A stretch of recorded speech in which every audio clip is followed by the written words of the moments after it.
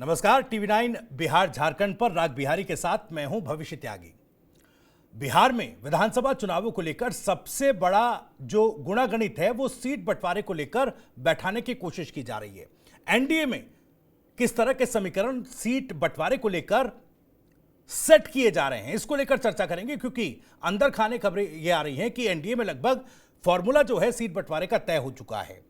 क्या है वो फॉर्मूला, किस आधार पर किस पार्टी को कितनी सीटें दी जाएंगी, इसको लेकर चर्चा करेंगे। साथ ही साथ प्रियंका गांधी अब बिहार के सियासी रण में एंट्री कर रही हैं, वो भी इस मैदान में, सियासी मैदान में उतरने वाली हैं। इसके मायने क्या, मायनों के साथ साथ प्रभाव क्या होगा जब पहले से ही राहुल गांधी बिहार में तेजस्वी यादव के साथ पूरी तरीके से एक्टिव नजर आ रहे हैं। वहीं एक और सवाल उठा है, मुख्यमंत्री नीतीश कुमार के बेटे के बार बार जो ये पोस्टर लग रहे हैं, आखिर इसके मायने क्या है, यह भी हम समझने की कोशिश करेंगे। मेरे साथ हमारे एग्जीक्यूटिव एडिटर पंकज कुमार जी जुड़े हुए हैं। सर, बहुत बहुत स्वागत आपका। धन्यवाद। Thank you. सर, सबसे पहला सवाल तो यही है कि एनडीए में सीट बंटवारे को लेकर चर्चा और इक्वेशंस, या यूं कहें कि फॉर्मूला पर लंबे समय से, पिछले कुछ लंबे समय से बातचीत हो रही है। अभी तक हालांकि औपचारिक स्थिति सीट बंटवारे को लेकर क्या है वो सामने नहीं आ पाई है, लेकिन अब कह रहे हैं कि भाई ये सब कुछ तय हो चुका है। क्या इस पर कुछ क्लैरिटी मिल पाई अभी? क्या देखिए, जो खबरें छन करके बाहर आ रही हैं, अगर हम उस पर ध्यान दें तो ये बात बहुत साफ दिखाई पड़ता है कि 100 से ज़्यादा सीटों पर जेडीयू और बीजेपी जी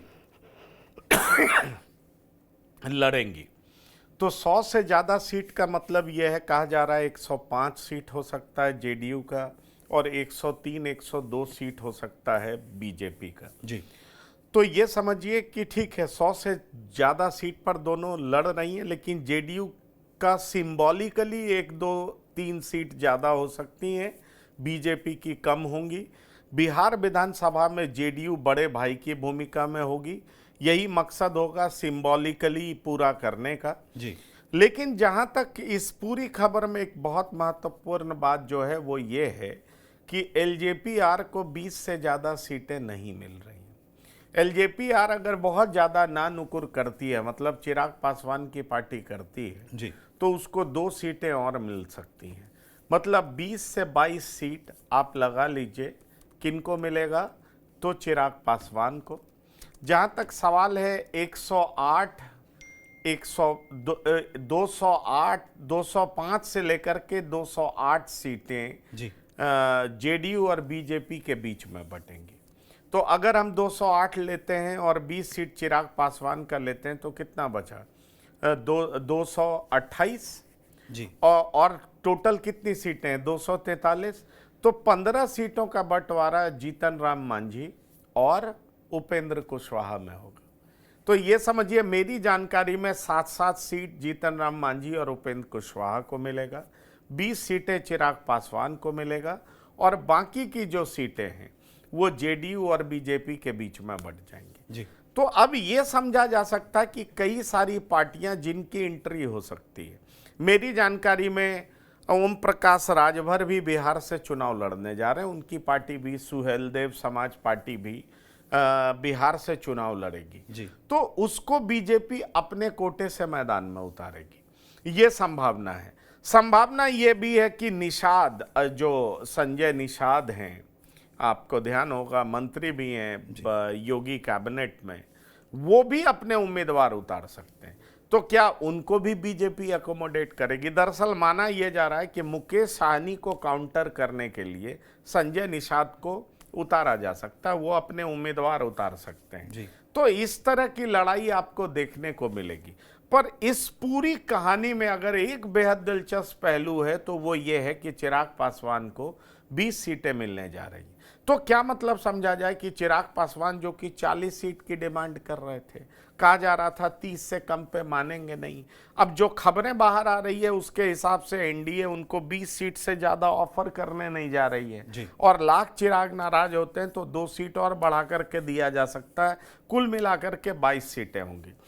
तो अब इस बात को समझा जा सकता है कि एनडीए जिसमें 5 पार्टियां हैं, एक बीजेपी, दूसरी जेडीयू, जी, उसके बाद एलजेपीआर चिराग पासवान की पार्टी और फिर 2 पार्टी जीतन राम मांझी हिंदुस्तानी आवाम मोर्चा जी। और फिर उपेंद्र कुशवाहा की पार्टी।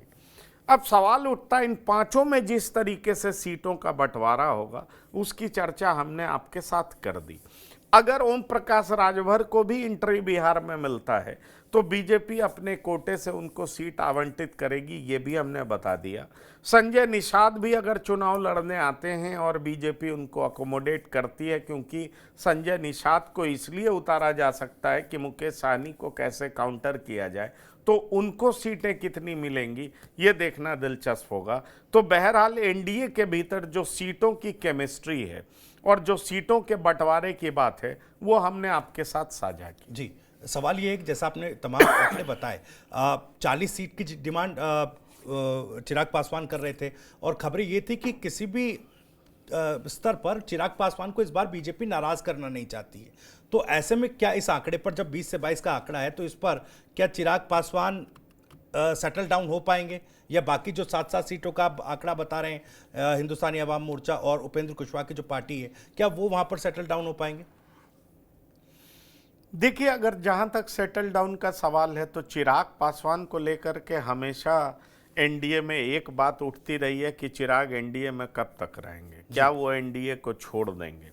पहले भी उन्होंने एनडीए को छोड़ा है, वो जेडीयू के विरोध में मैदान में उतरे हैं, पिछला चुनाव इसका प्रमाण है। लेकिन चिराग एक सीट पर सिमट गए थे और वो भी जीते हुए विधायक ने चिराग का साथ छोड़ दिया था और वो जेडीयू में शामिल हो गए थे। दरअसल विधानसभा में चिराग को कितनी सीटें दी जाए जी, इसको लेकर के चर्चा बहुत जोरों पर है।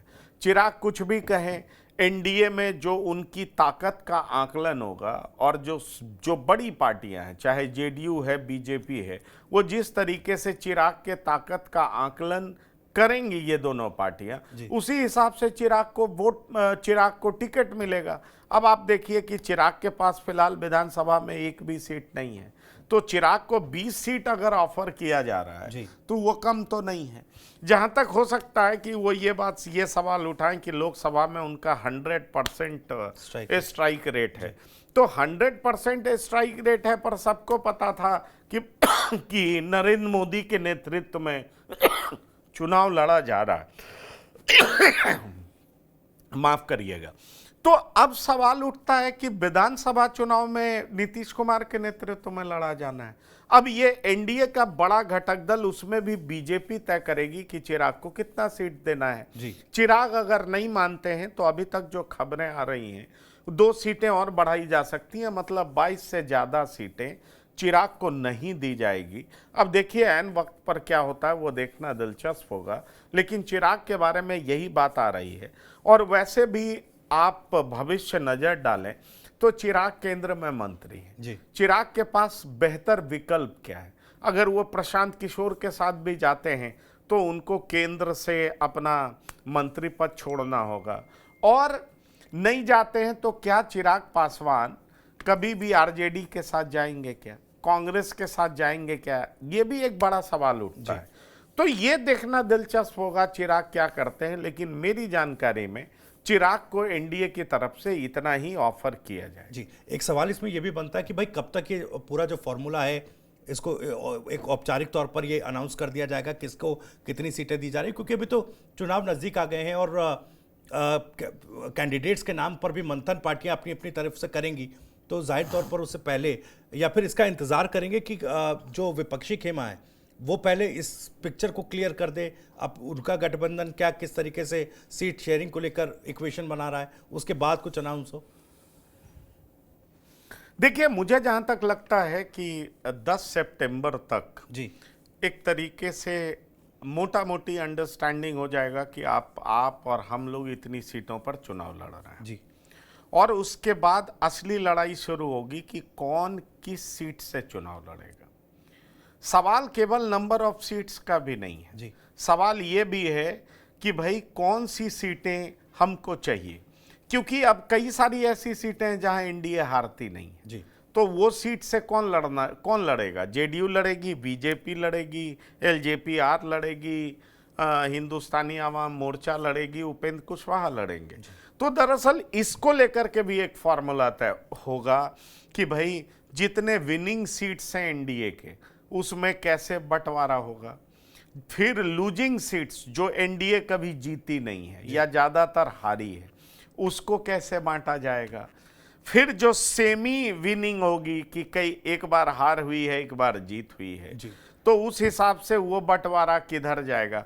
तो ऐसे बहुत सारे फैक्टर्स हैं जिसको इंक्लूड किया जाएगा और रियल चैलेंज यहाँ पर होगा कि सीटों का बंटवारा किस तरीके से घटक दलों के बीच में हो, क्योंकि पांचों घटक दल को संतुष्ट करना बहुत आसान नहीं होगा भविष्य। जी, तो कुल मिलाकर सीट बंटवारे को लेकर ऐसा है कि बड़े भाई की भूमिका में जेडीयू जरूर नजर आएगी। सिंबॉलिक तौर पर एक आधा सीट ज्यादा जरूर जेडीयू को हो सकती है, और जहां पर चिराग पासवान की बात है तो 20 से 22 सीटें और बाकी दो पार्टियों को 7-7 सीटें दी जा सकती हैं।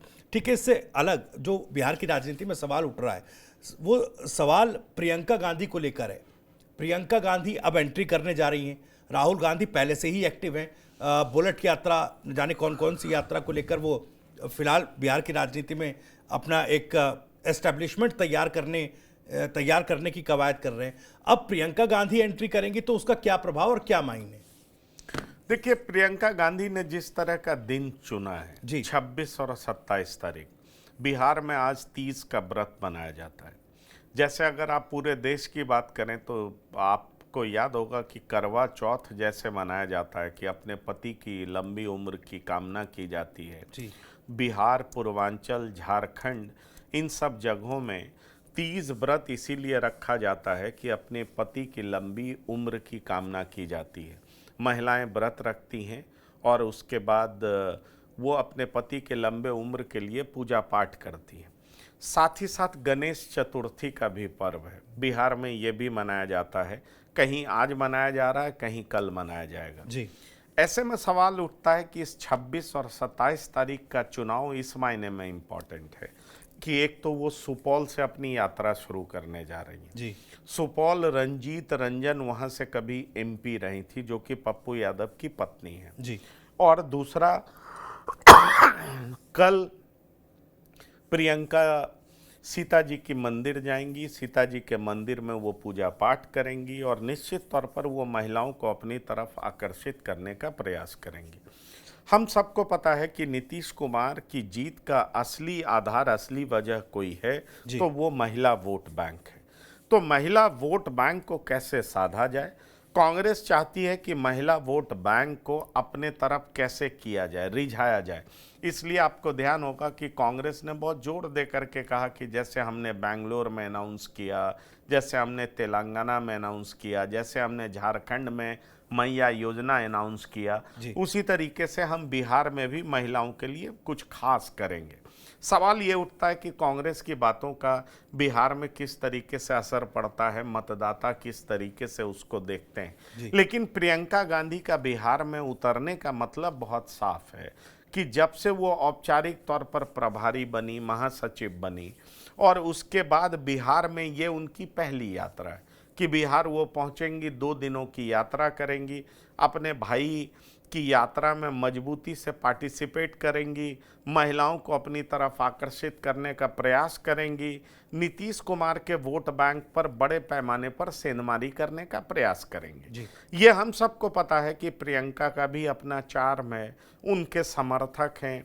प्रियंका गांधी जब बिहार की सड़कों पर उतरेंगी, वो अलग अलग तरह की बातें रखेंगी, महिलाओं के उत्थान की बात करेंगी, तो निश्चित तौर पर कांग्रेसी कार्यकर्ता और युवा मुझे लगता है उत्साहित महसूस करेंगे और इसीलिए प्रियंका गांधी का 2 दिन का दौरा बिहार में रखा गया। जी। क्या इसको इससे भी जोड़कर देखा जाए पंकज जी कि जिस तरीके से राहुल गांधी और तेजस्वी यादव जो केमिस्ट्री बन रही है, इस केमिस्ट्री के बीच में अभी एक कन्फ्यूजन मुख्यमंत्री चेहरे को लेकर भी है, कांग्रेस उस पर राजी नहीं है। तो क्या इस वजह से भी कांग्रेस पूरी तरीके से एक अपर हैंड लेकर कि भाई देखिए प्रियंका गांधी भी, राहुल गांधी भी पुरजोर तरीके से ताकत लगा रहे हैं और नतीजों के बाद ठीक है वो तय होगा, लेकिन अपर हैंड इस तरीके से भी लेना चाह रहे हैं कि देखिए हमने पूरी ताकत यहाँ पर झोंक रखी। देखिए, वो तो परिणाम ही साबित कर पाएगा कि इनकी ताकत झोंकने का रिजल्ट क्या आया। फिलहाल आरजेडी वहां पर बहुत मजबूत है और आरजेडी की तुलना में कांग्रेस बिहार में बहुत कमजोर है। तो सवाल उठता है कि क्या प्रियंका की मौजूदगी, सवाल उठता है क्या राहुल का ये दौरा, बार बार बिहार जाना, क्या कांग्रेस को मजबूती दे पाएगा। भविष्य में आपको यह बताना चाहूंगा कि अगर हम सामाजिक आधार देखें, जी। क्योंकि पॉलिटिक्स की हकीकत है जाति, और जाति को हम बिल्कुल दरकिनार नहीं कर सकते। जी। बिहार में हर पार्टी के साथ सामाजिक आधार है, अलग अलग जातियों का वोट बैंक है। जी। कांग्रेस के साथ कौन सी ऐसी जाति है जो कांग्रेस के साथ जुड़ी हुई है? कहा जाता है दलित में रविदास का एक वर्ग है जो कांग्रेस को वोट करता है, जी। लेकिन वैसे आप देखें तो कांग्रेस के साथ कोई वैसी जाति जुड़ी हुई नहीं है। हाँ, जब कांग्रेस सत्ता में होती थी तो अपर कास्ट कांग्रेस के साथ होती थी, मुसलमान कांग्रेस के साथ होता था और दलित भी कांग्रेस के साथ होता था। पर अब मुसलमान लालू प्रसाद के साथ है, आरजेडी के साथ है बड़ी संख्या में। और उसके बाद जहाँ तक दलित का सवाल है तो आप देखिए मांझी एनडीए में, पासवान एनडीए के तरफ झुकाव है, रविदास के वोटों का बंटवारा है, उनका कोई बड़ा लीडर नहीं है। वैसे राजेश राम को प्रदेश अध्यक्ष बना करके कांग्रेस ने रविदास को साधने का प्रयास किया है। जी। पर इस प्रयास में, इस कवायद में कांग्रेस किस हद तक सफल होती है ये देखना दिलचस्प होगा। जी। पर बड़ा सवाल ये है कि अगर आप मोटे तौर पर देखें तो कांग्रेस का सामाजिक आधार बिहार में ऐसा कुछ दिखाई पड़ता नहीं है। ऐसे में राहुल का बार बार आना, ऐसे में राहुल का भारत जोड़ो यात्रा के बाद मुसलमानों के बीच राहुल गांधी का अट्रैक्शन, क्या वो बिहार में इस हद तक कारगर होगा कि कांग्रेस को वो ज़्यादा मददगार साबित होगा कांग्रेस के लिए, या कांग्रेस को हेल्प करेगा? जी। जहां तक मैं देख पा रहा हूं तो ये अलायंस जरूर मजबूत दिखाई पड़ता है। पर अगर आप कहें कि इसमें इंजन कौन है तो इंजन निश्चित तौर पर आरजेडी। जी। अब कांग्रेस आरजेडी के सहारे ही सही, पर क्या खोया हुआ जनाधार किस हद तक लौटा पाती है ये देखना दिलचस्प होगा। एक और इसमें सवाल है, जिस सुपौल प्रियंका गांधी पहुंची, उन्होंने भी वोट चोरी का जो आरोप है उसी को लेकर अपनी बात कही है व्यापक तौर पर। तो अब ये जैसा आप बता रहे, जो सोशल फैब्रिक बिहार का है, और आप कह रहे कि भाई आरजेडी इस पूरे कैंपेन में एक इंजन के तौर पर काम कर रही है, तो वोट चोरी वाले नैरेटिव पर क्या उस सोशल फैब्रिक से कनेक्ट कांग्रेस बना पाएगी, या फिर साथ साथ आरजेडी का जो एक मेजर फैक्टर है उस सोशल फैब्रिक का, उस पर नेगेटिव कुछ इम्पैक्ट ये नैरेटिव डाल सकता है? क्या प्रभाव होगा इसका? देखिए, मुझे फिर मैं आपसे कहूँगा कि दरअसल किसी भी चुनाव का असली इम्तहान, अगर आप कैंपेन करते हैं, लोग आपके साथ हैं या नहीं हैं, वो मतदान का दिन ही होता है। जी। मतदान के दिन मतदाता किस तरफ वोट करते हैं और जिस दिन रिजल्ट आता है उससे पता लगता है। एसआईआर का मुद्दा गरमाया था, लेकिन फिलहाल ऐसा दिखाई पड़ रहा है कि अब वो ठंडा होता दिखाई पड़ रहा है। लेकिन बिहार काफ़ी ज़्यादा पॉलिटिकली अवेकेंड स्टेट माना जाता है। अब ऐसे में बिहार में इसको कैसे लिया जाता है, क्योंकि ये जो एसआईआर का मुद्दा है इसके कई सारे डायमेंशंस हैं। एक डायमेंशन ये भी है कि भाई जो वहाँ रहते नहीं हैं उनको वोट देने का अधिकार क्यों हो, जो पलायन कर चुके हैं उनका नाम वोटर लिस्ट में क्यों हो, जो मर चुके हैं उनका नाम वोटर लिस्ट में क्यों हो, एक व्यक्ति का नाम एक जगह से ज़्यादा 2-3 जगह पर क्यों हो। ये सारी बातें जायज़ है, लेकिन एक आवाज़ ये उठ रही है कि कई ऐसे लोग हैं जो फर्जी मतदाता हैं। दूसरी आवाज़ ये उठ रही है कि जानबूझ करके चुनाव आयोग उनका नाम काट रहा है। इस तरह का आरोप चुनाव आयोग पे लग रहा है। जी। बहरहाल चुनाव आयोग कई ट्रांसपेरेंसी बरत रहा है, लोगों से कह रहा है अगर किसी को कोई शक शुबा है तो इस प्रोसेस के जरिए आप आइए, अपना नाम इंक्लूड कराइए, जोड़िए। जी। पर क्या ये महज आरोप लगाने की कवायद है, या वाकई जो आरोप लगाया जा रहा है चुनाव आयोग में उसमें दम है? जी। सवाल यह है कि जनता की अदालत में ये मुद्दा तो पहुंच चुका है, राहुल गांधी ऑलरेडी यात्रा कर रहे हैं। जी। ऐसे में जनता क्या इस मुद्दे को बड़ा मुद्दा आने वाले चुनाव में बनाने जा रही है क्या?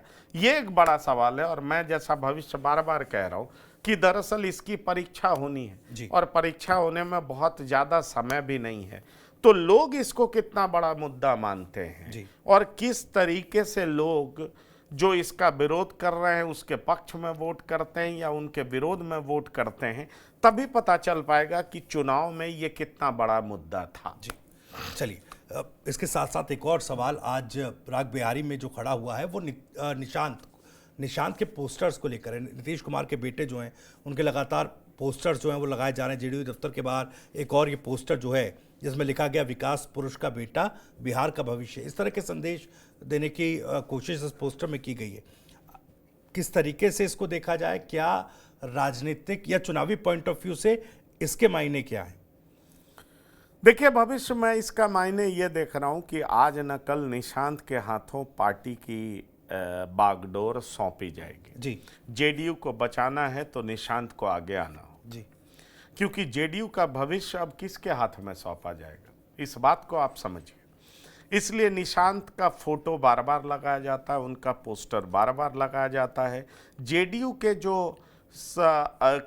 का जो आधार वोट बैंक है, जी, जेडीयू का जो आधार वोट बैंक जिसकी वजह से जेडीयू सत्ता में है, वो कौन सा है? कुशवाहा है, कुर्मी है। जी। अब इन लोगों को लग रहा है कि नीतीश कुमार की जो राजनीति है वो अंतिम पड़ाव पर है। ऐसे में नीतीश कुमार के बेटे को राजनीति में आना चाहिए, तभी जेडीयू की विरासत को संभाला जा सकेगा और बचाया जा सकेगा। जी। और इसीलिए जो जेडीयू के जेन्युइनली समर्थक हैं, जो शुभचिंतक हैं, वो निशांत का बार बार पोस्टर लगाते हैं, निशांत की मांग करते हैं। जी।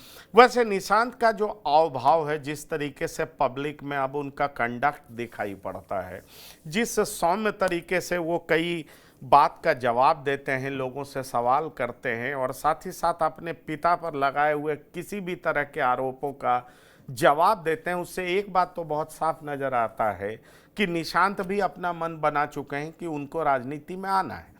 ऐसे में निशांत राजनीति में कब आएंगे, क्या ये नीतीश कुमार तय करेंगे? क्योंकि आप किसी भी जेडीयू के प्रवक्ता से पूछें तो वो यही कहेंगे कि निशांत को आना चाहिए, पर ये बात तय कौन करेगा? तो ये बात तय नीतीश कुमार करेंगे। अब निशांत बाहर आ रहे हैं, शादी विवाह में जा रहे हैं, सामाजिक सरोकार से उनका नाता दिखाई पड़ने लगा है, पिता वृद्ध हो चुके हैं, पिता के एज को लेकर के भी बहुत तरह की बातें चल रही है, उनकी मानसिक स्थिति को लेकर के भी विपक्ष कई तरह के सवाल खड़ा कर चुका है। अब आप देखेंगे कि ये जो नेक्स्ट जनरेशन पॉलिटिक्स में आने की बात है, लालू प्रसाद के बेटे पॉलिटिक्स में स्टैब्लिश हो गए, तो ये देखिए चिराग पासवान जो कि रामविलास पासवान के सुपुत्र हैं, वो एस्टैब्लिश हो गए। तो अब सवाल है निशांत क्या करेंगे?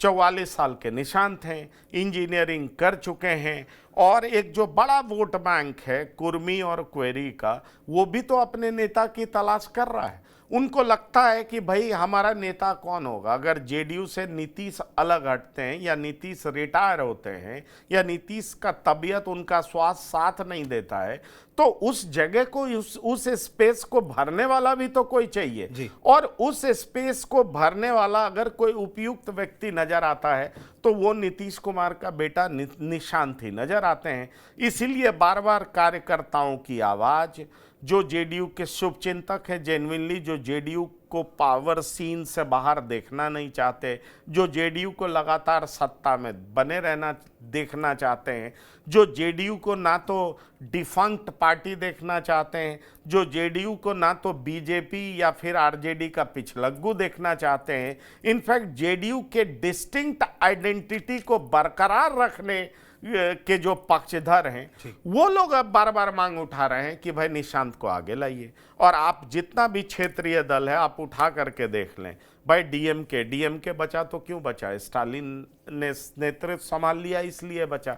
शिबू सोरेन का देहांत हुआ है, शिबू सोरेन क्यों ने अपनी पार्टी को किसको सौंप दिया? हेमंत सोरेन को सौंप दिया, पार्टी बच गई।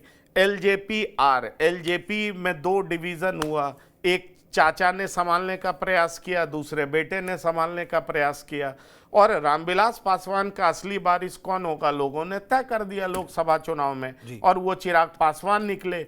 उसी तरीके से तेजस्वी यादव का एक्सेप्टेंस आरजेडी में सबसे ज्यादा दिखाई पड़ता है।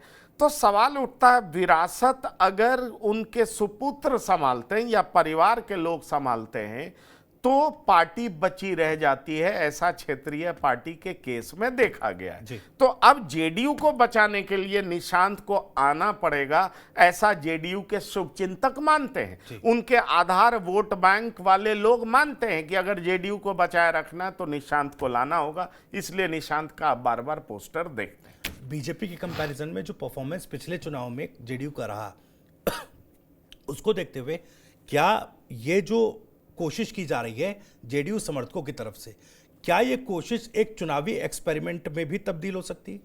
देखिए, मुझे नहीं लगता है कि चुनाव में निशांत उतरेंगे, जहां तक मेरी जानकारी है। निशांत चुनाव के बाद भी एक्टिव पॉलिटिक्स में आ सकते हैं, और मुझे जहां तक मेरी जानकारी है वो एमएलसी बनेंगे और संगठन को अपने हाथ में लेंगे, और इस तरीके से निशांत की एंट्री होगी।